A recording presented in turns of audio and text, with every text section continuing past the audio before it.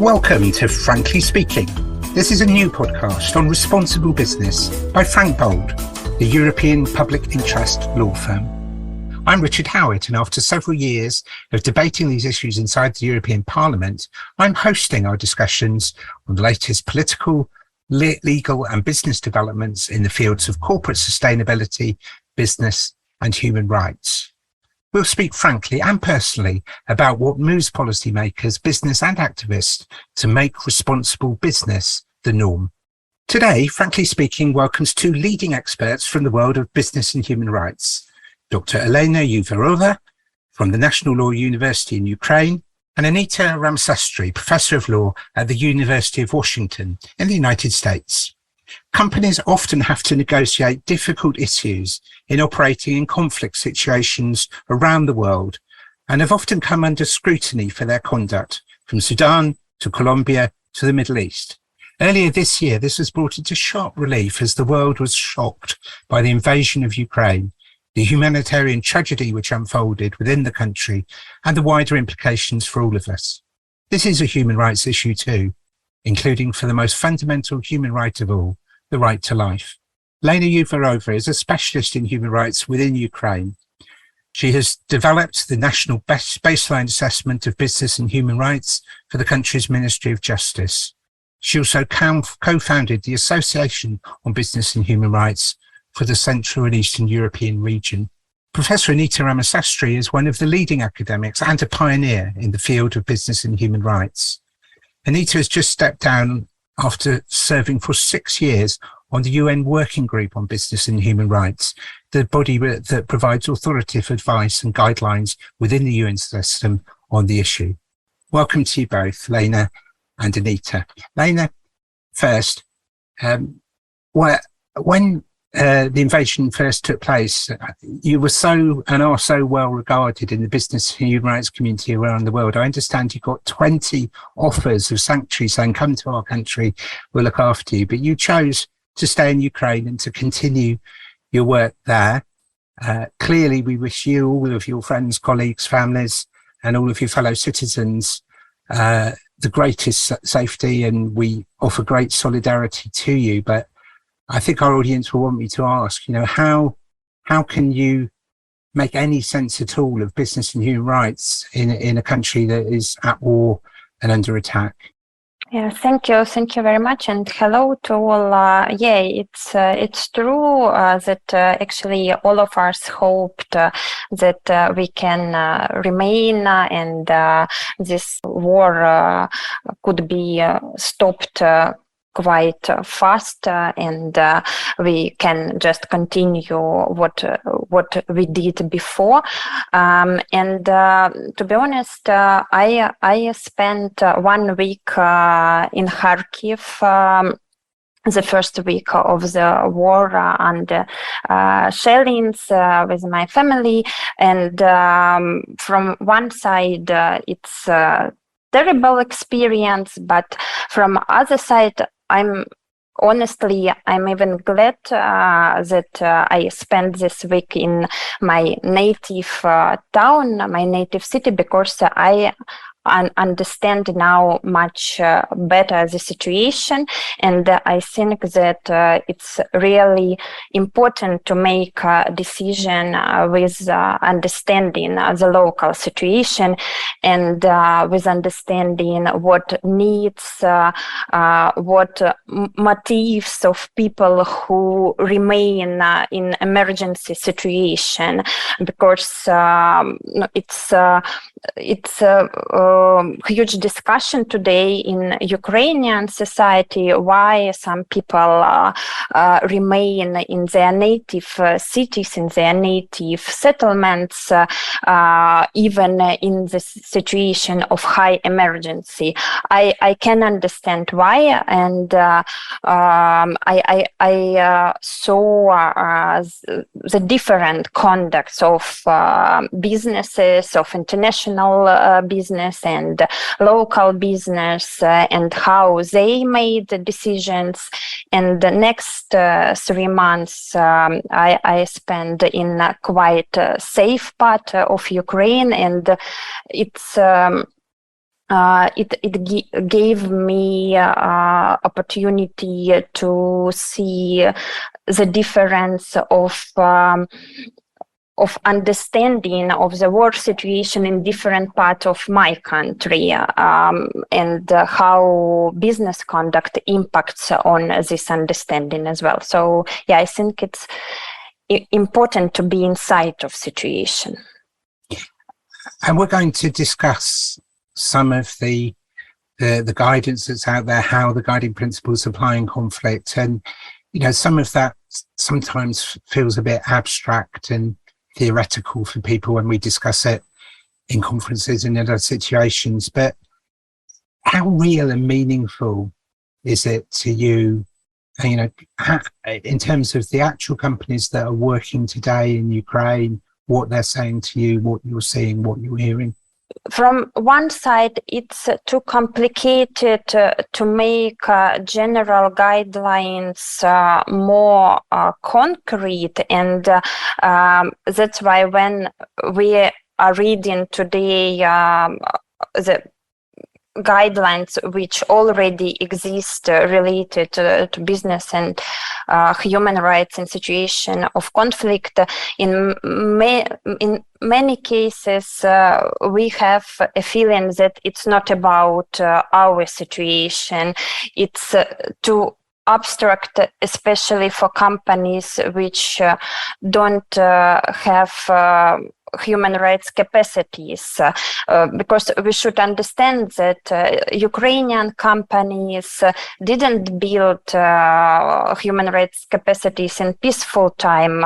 We have very few examples of companies which really made efforts to build human rights capacities before the war. But I should say that it makes them more preparedness for the challenges which the war created, because they have general understanding that human rights risks should go first before the financial risks. And this company thought about shelters for employees, about relocation of employees, about financial support for employees, and they were thinking first of all about human rights risks and how they can minimize the impact of conflict on people, on the local community, on their employees, and so on. But we have a lot of examples of companies which think that business is about making money, and actually their decisions in times of war still are built on the financial side, and they don't think about safety of employees. They didn't evacuate them. They even didn't inform them about possibility to leave the city because the war started, and many people remained in their cities just because they were afraid that they can lose their job.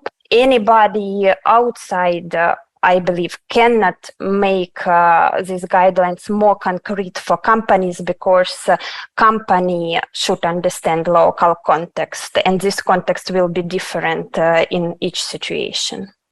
It's absolutely fascinating that you say that for at least some companies that they've got heightened awareness about human rights that they wouldn't have had and didn't have the capacity to deal with before.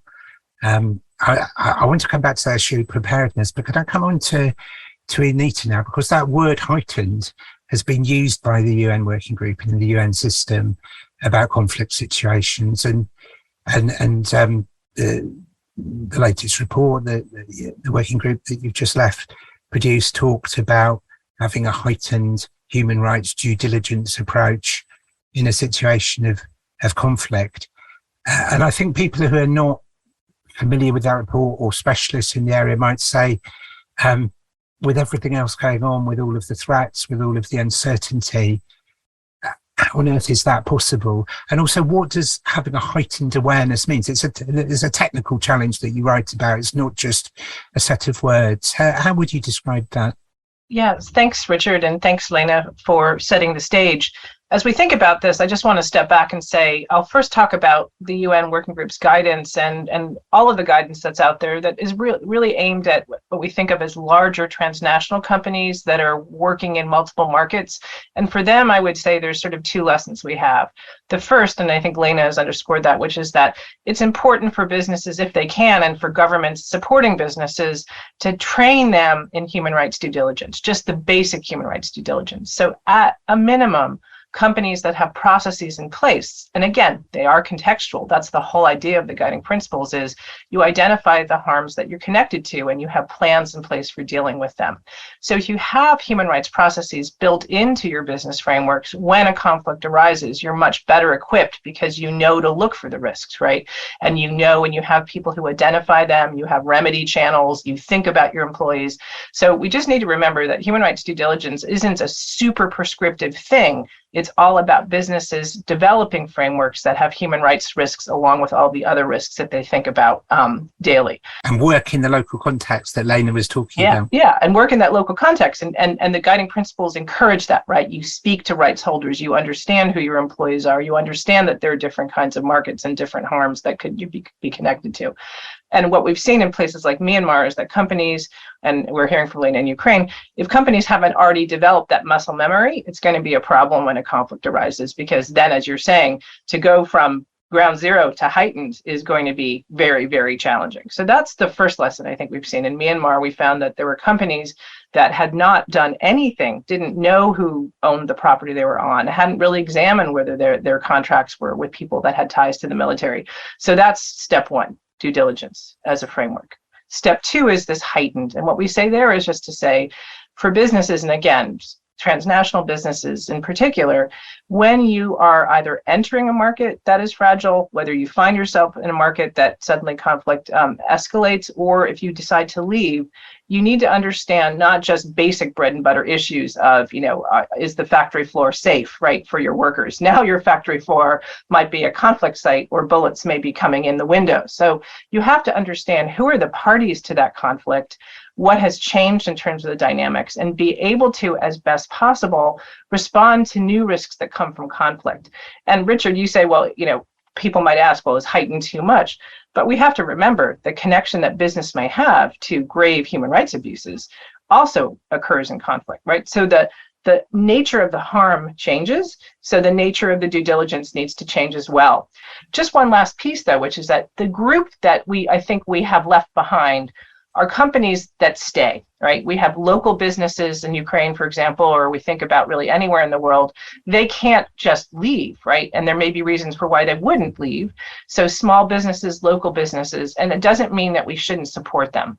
So it's very important for governments to have strong guidance and tools that they can use to help those local companies who may, for example, let's say that a town is occupied by Russia.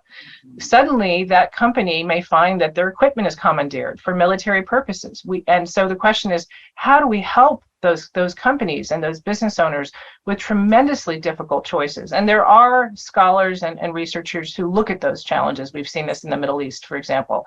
So I'll say, yes, those companies need help because it's going to be harder for them to just do human rights 101 when under pressure. Lena, I wanted to pick up on that point in particular.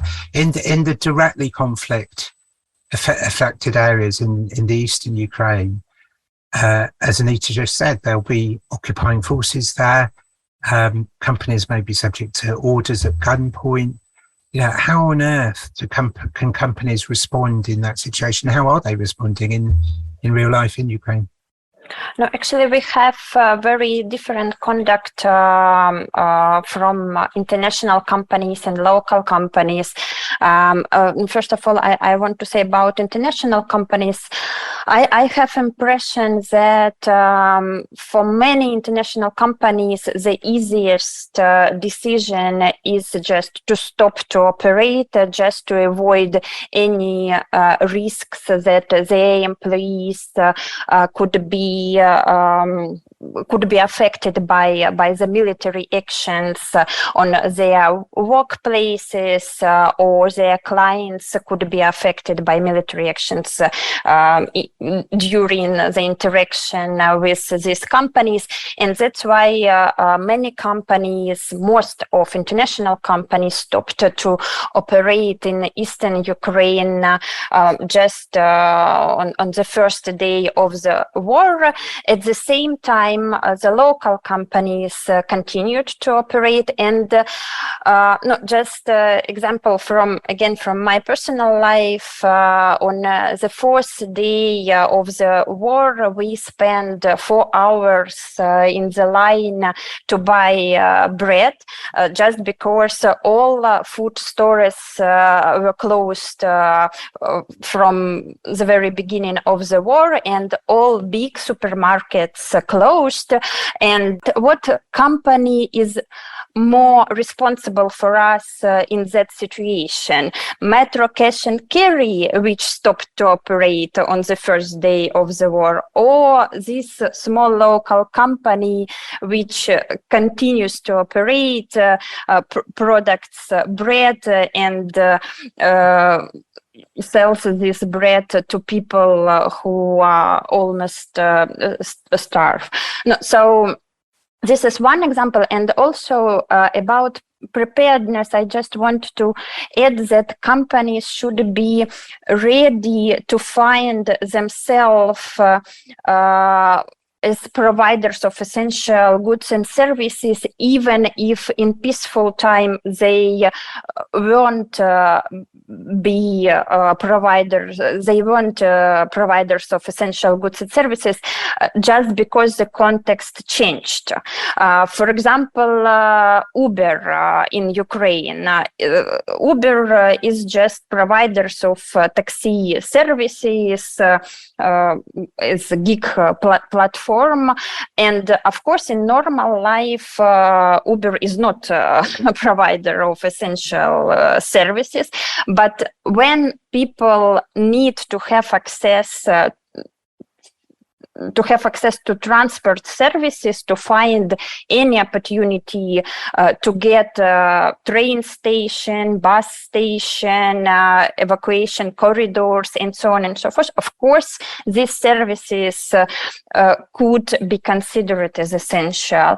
And Uber as well stopped to operate on the first day of the war, again, because of the reasoning of drivers' safety. But local company, with similar services, continue to operate, and it was crucial at that moment for residents of Kharkiv city, of many other cities under shellings, to have access to these services. And that's why companies should ask themselves not just about employee safety. It's very crucial, and of course companies are responsible for employees' safety, but they, to my mind, they should ask themselves if they did all possible efforts to balance different interests which are important at this moment for local communities, and employee safety. Pretty strong call there for Western companies, some of whom may have got it wrong, some of whom I know are still very active in Ukraine and are helping keep the mobile phone systems going and distributing the humanitarian aid and even helping with logistics. But I think there's a cautionary call there in what you say, Lena. Anita, do you mind if I ask you to apply that same question about what the Western companies do in relation to Russia. You know, should they have stayed? Should they stay in Russia? How do you use the business and human rights framework to help you make those very, very difficult decisions? Well, Richard, I think this is where we actually are coming up against what some are calling the limits of the guiding principles, in the sense that when you read the guiding principles, the whole idea is not about companies cutting and running. It's actually the opposite, right? It's about using leverage, that companies are meant to use their leverage to bring about change. And if we think about historically places like even South Africa, or we think about Northern Ireland with the Sullivan and the McBride principles, there was this notion that if you could, within your own sphere of operation, respect human rights, use leverage, speak up and speak out, and the risk, and you were able to mitigate anything you're connected with, then maybe you could stay. And that still is sort of the Ruggie vision today.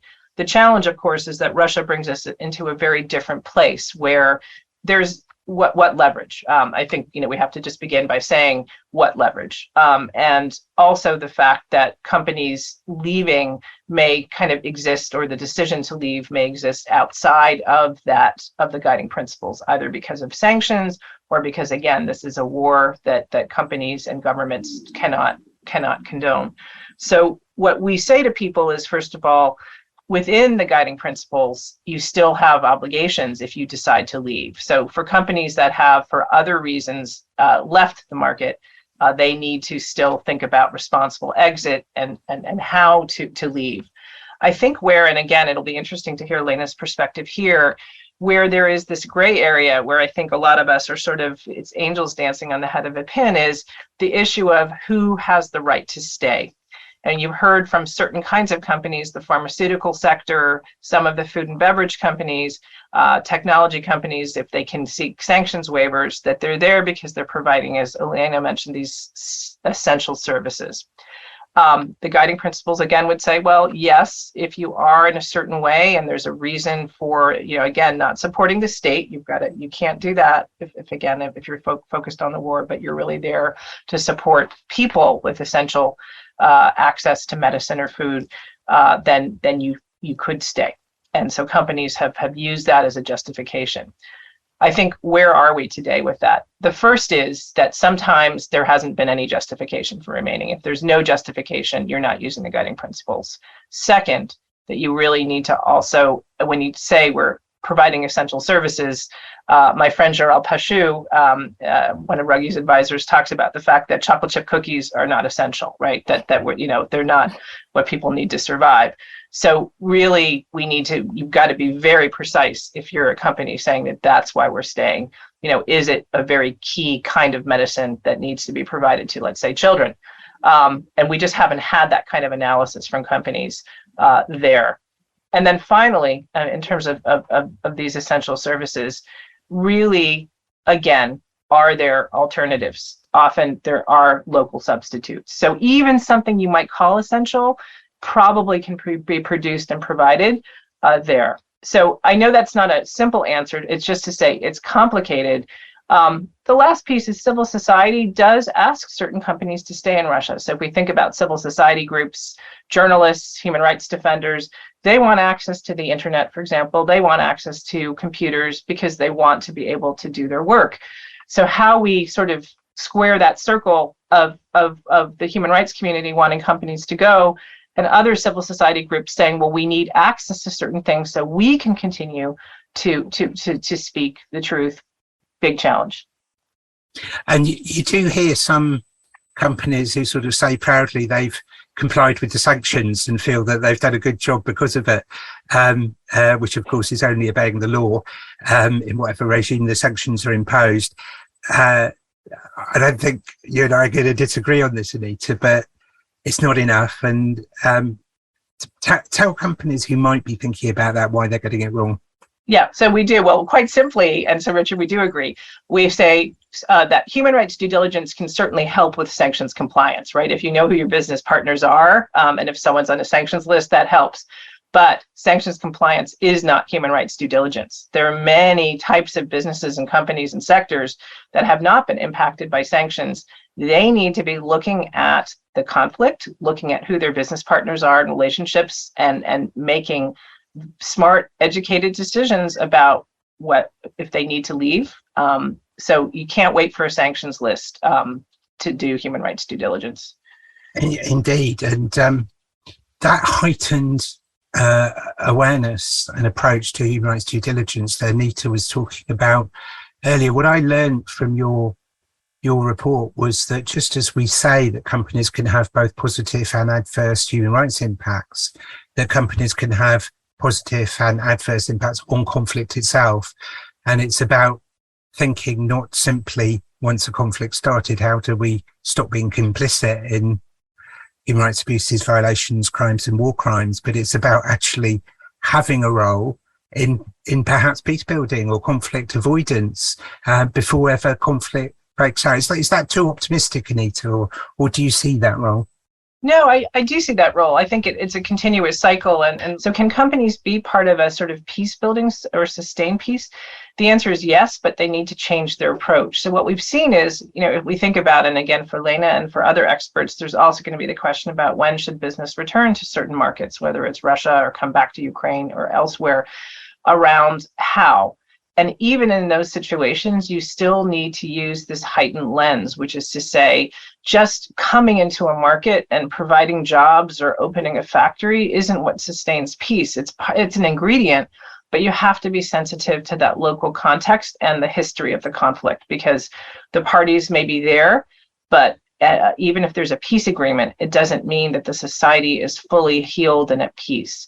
So I'll just mention that we have one other piece of guidance that we recently released, focusing on how companies can interact and engage in transitional justice processes. And I don't mean just truth commissions or being prosecuted. I'm talking about the fact that often sort of this idea of business providing economic development is enough, and it's not. Businesses need to understand that in a post-conflict setting, that they're being there isn't neutral, that the society, the parties are still connected to conflict dynamics. And so to ensure that there is that peaceful transition, companies need that heightened lens. Sadly, we're coming towards the end of our time together, but I just want to ask you both some questions, both looking back and looking forward. One is, Anita, you were the chair of the working group. You're watching very carefully what's happening around the world, including the European directive that Frank Bold, and frankly speaking, addresses regularly in our work and in our discussions. This is almost too provocative a question, but actually, if that directive, as envisaged, had been passed and was applied in Ukraine, would it have made a difference? Are those things all talk, or what actual difference does mandatory due diligence make? Yeah, so Richard, I think the answer is yes. I think there is an opportunity for mandatory human rights due diligence to be transformational, but under 2 or 3 conditions. The first is that states don't abandon Pillar 1. There's a role for states to be backstopping businesses, both through requiring things, but providing that guidance and that sort of proactivity when things happen, because again, we need to implement as well as require. So I would say that's one piece of it.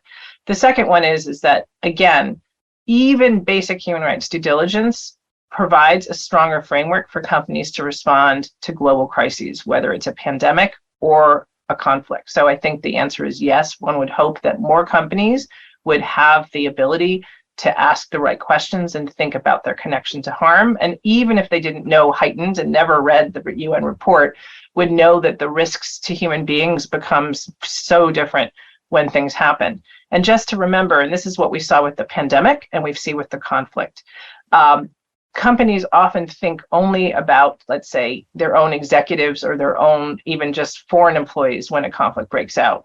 They need to think about their communities and all employees and local employees before they exit. Same about the pandemic. It's one thing to think about your headquarters and your workers there, but we saw that you needed to think about the worker at the end of the supply chain. So that's what it's about. It's broadening companies' analysis to really take into account all rights holders. So long way of saying yes. And I have to say, another thing is we talk about why we need due diligence and the guiding principles. We also need people like Lena. So what we've seen here is you are speaking to the foremost expert on business and human rights in Ukraine, But it wasn't overnight. She has been a leader and dedicated to this because she has the foresight and vision to understand that under any circumstance, we need to help and guide businesses through these complex challenges. Well, Lena, one is I want to join with Anita in paying great credit to you and thank you for all the work that you're doing.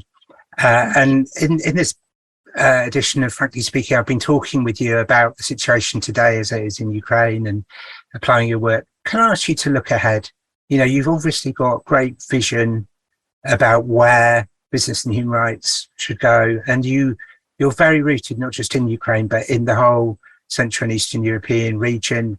Many people say that issues like corruption are endemic there, and that so the challenges can be very marked and different from some other regions and countries in the world. I'm not putting words into your mouth, but I very much want to hear your words about what you think the future of business and human rights will be and should be coming from the Ukrainian context.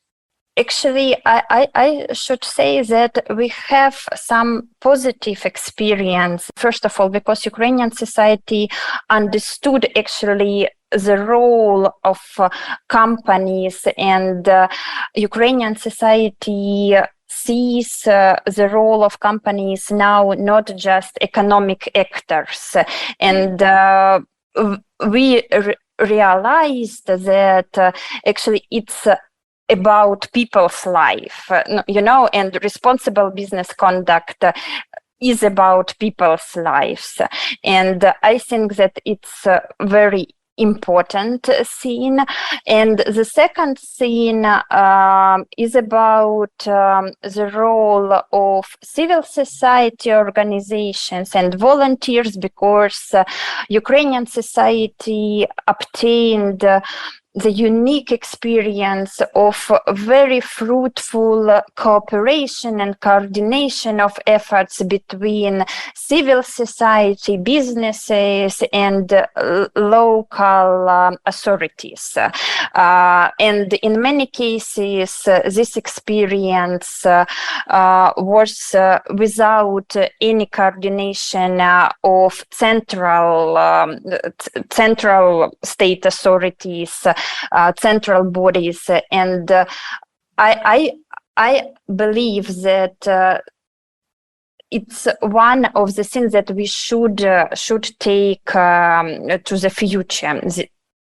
This ability to coordinate the efforts and to find ways to identify needs, challenges, vulnerabilities of local communities, of different groups of people, and to understand that civil society could help companies to identify these vulnerabilities and needs.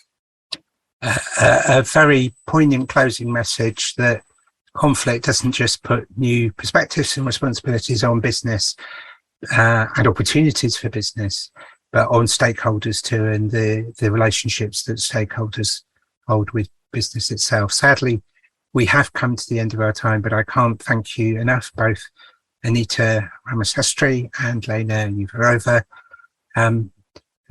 We'd like to invite all of our audience to send us your feedback to franklyspeaking@frankbold.org and to share our conversation. You've been listening to Frankly Speaking, the Frank Bold podcast on responsible business. Watch out for our next episode and find out more about Frank Bold's Responsible Companies section on Twitter and on LinkedIn. Thank you again to my good friend and colleague Anita. Stay in touch. But thank you in particular to Olena, and we wish you continued success in your work, but also do stay safe, and we hope to see and hear from you again soon. Thank you to both of you. Thank you to our audience.